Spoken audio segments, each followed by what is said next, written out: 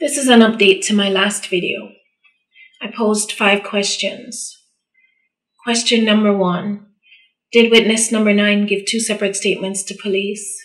Answer: yes, she did. You may already know this, but the prosecution has confirmed that witness 9 made 2 statements. In my own digging through released documents, I found the reference to the second statement in the state's redacted discovery exhibit. The first item here is the February 28th statement, which I played for you in my last video. The date is missing, however. The items below it are the second statement in 2 parts, taken on March 20th by the State Attorney's Office. So the defense doesn't want this to get out, and the prosecution doesn't want this statement released at this time either, because they say it may prejudice the defendant.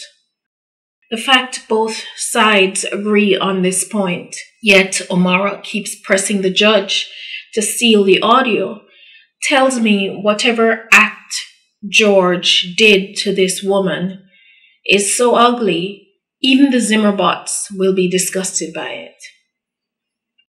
Question number 2. If she did make 2 statements, what does she say the second time that, according to Mark O'Mara, would cause widespread hostile publicity? Well, Mark says if the statement gets out, his client won't have a fair trial. Well, that's Mark's bullshit answer. That's the answer that will soothe the Zimmer fans. We should note that fair trial isn't Mark's sole concern. It hardly seems even a major concern for him. Mark has become George's fundraiser, with much of his public presence devoted to making overtures to donors. I think that O'Mara is concerned the content of witness 9's second statement will cut off his financial support.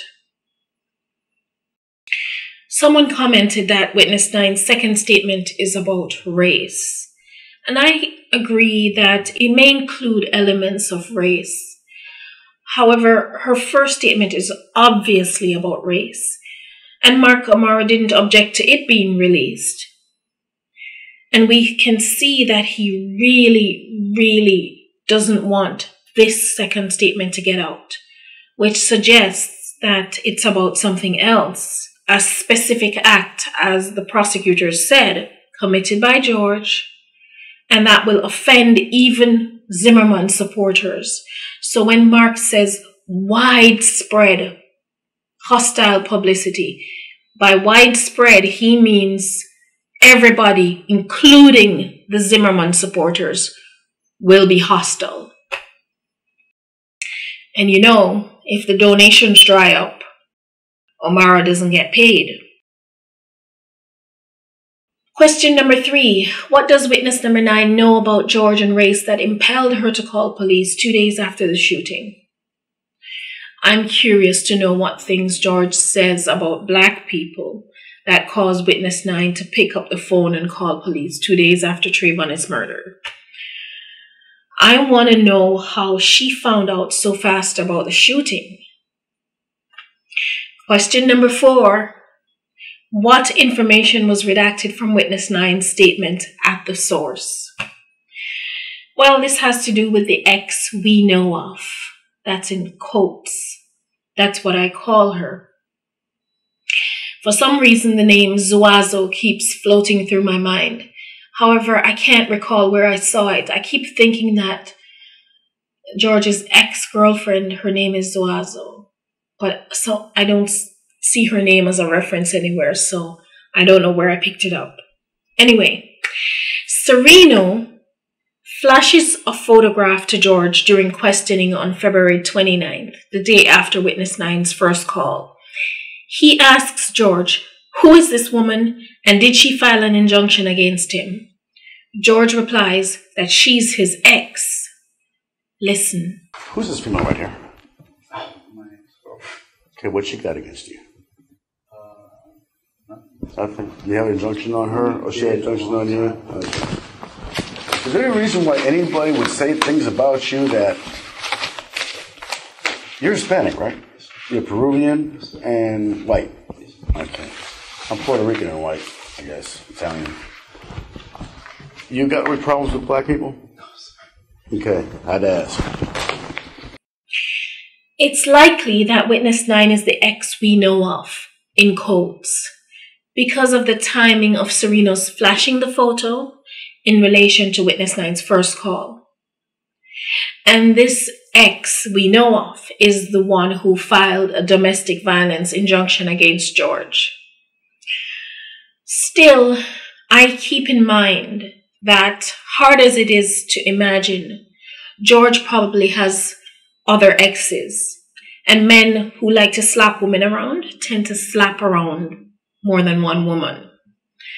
So George may also have extended family by blood and by marriage who have had bad experiences with him, maybe had bad experiences with the whole family.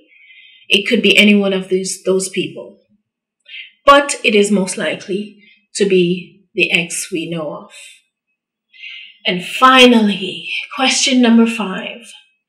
Will the court grant Omara's request, and should the court grant his request? No, it should not grant the request. Judge Lester released witness 9's statement way back on June 13th.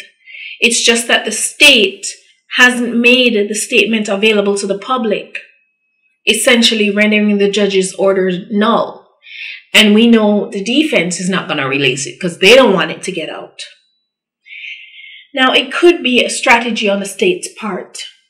Omara is strategically releasing information to manipulate donors into giving more money. The state may want to hold that statement in reserve in case they have to counteract something defamatory that Omara may say in the public about Trayvon.